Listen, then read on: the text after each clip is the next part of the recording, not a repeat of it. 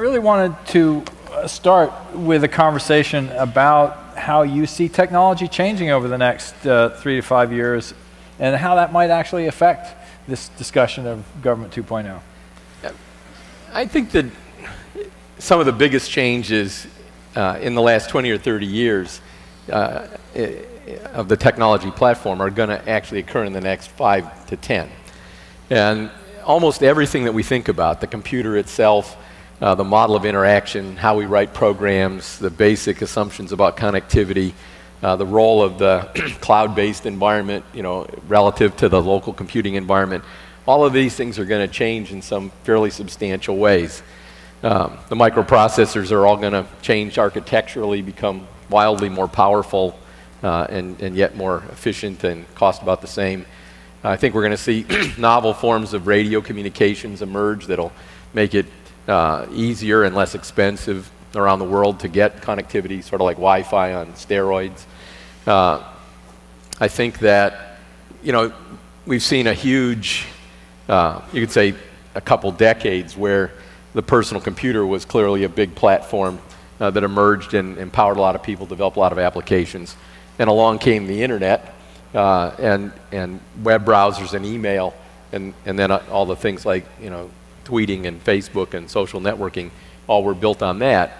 But those two worlds were somewhat separate. There was sort of the world of the internet and the world of the local computing. And I think one of the biggest changes is in the future, we'll think of that as one big distributed system.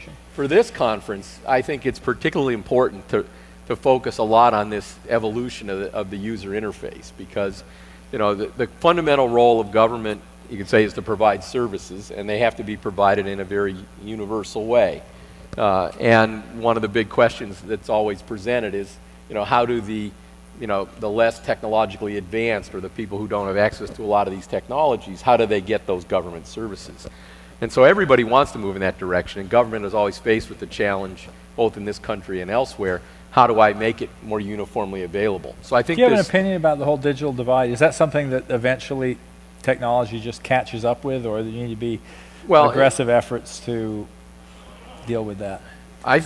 In a way, I believe that the consumerization of information technology, which is well underway, will go a huge distance toward eliminating this digital divide. Right. But what kinds of things should government be thinking about doing to move this along faster, or should government just get out of the way like John Culberson would like it to do? I actually think of the problem in two separate halves. Yeah. There's the problem of what can we do to use advanced technologies to make government services more efficient, more available.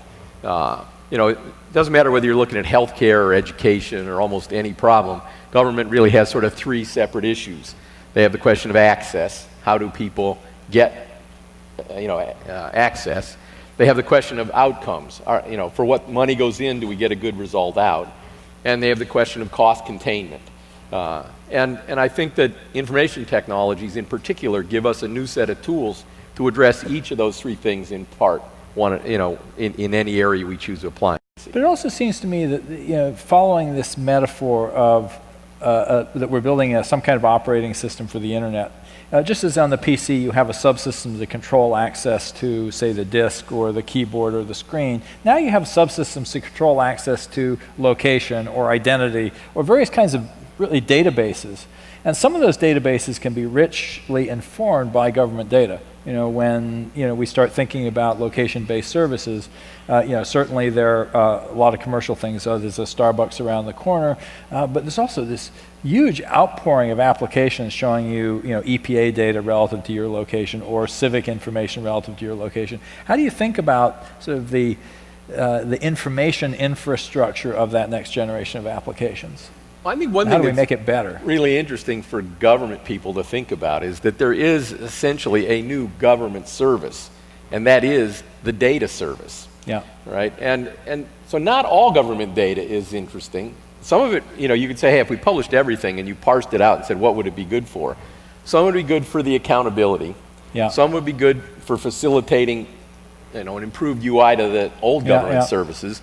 And some would be data that people can say, hey, I'm just glad that that's available now because there's no other source for it, whether it's census data or like the comment this morning about the GPS system. Yeah. You know, and I think that there is an opportunity, again, to think discreetly about each of these things and say, okay, you know, my job in the government is make my services that I've had more efficient, or hey, I've got a bunch of data, and if I made it available, it would be valuable to the public, and so let's figure out how that gets used. Really important. Let's sort of continue this thread of services. Are there any particular areas where you look at, you know, whether it's healthcare, education, where you say, hey, the government ought to be doing something more aggressively or ought not to be doing something more aggressively? Broadband, another issue. Well, again, broadband is a place where government policy can affect the outcome in terms of how we, you know, improve broadband connectivity for the country. That's, you know, where I made the comment earlier that some of the things that have been changed, like the white space decision that happened on Election Day. Yeah. You know, you know, I think time will tell, but that will probably create some, at least modest revolution. So more unlicensed spectrum would be good. More unlicensed spectrum, I think, will create ways to improve broadband connectivity.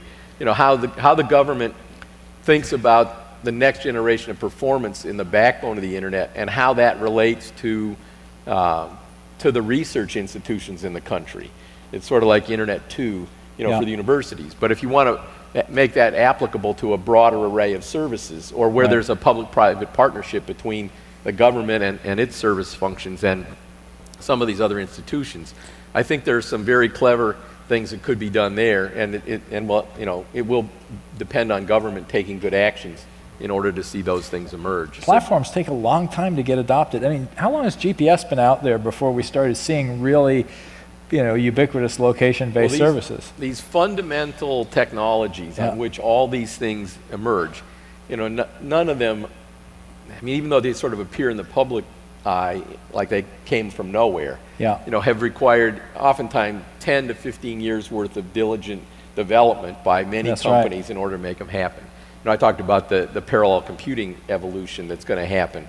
You know, I mean, we've had active programs with Intel and AMD and others for more than a decade, you know, getting warmed up for this. Yeah. And so while for the average programmer in the world, or the beneficiary in terms of the consuming public who says, wow, I can't believe how fast my, you know, toaster oven computes now, they you know, that may suddenly appear, but it will have been many, many years of effort to get there. So do you see any concerns? You know, we tend to think of broadband as wireline infrastructure, and yet so much of our future is wireless. Are we thinking enough about, you know, what's the infrastructure that's needed for wireless plus cloud as the dominant paradigm, as opposed to, you know, people being wired in their homes or in their schools or in their offices? By the way, I think I think the global market for connectivity is going to drive a lot of invention in this space. That in the established countries, you know, we have both some fixed wire infrastructures, whether it's cable or traditional telephone infrastructures, and then we've supplemented them, driven by mobile telephony, you know, to provide another form of broadband connectivity.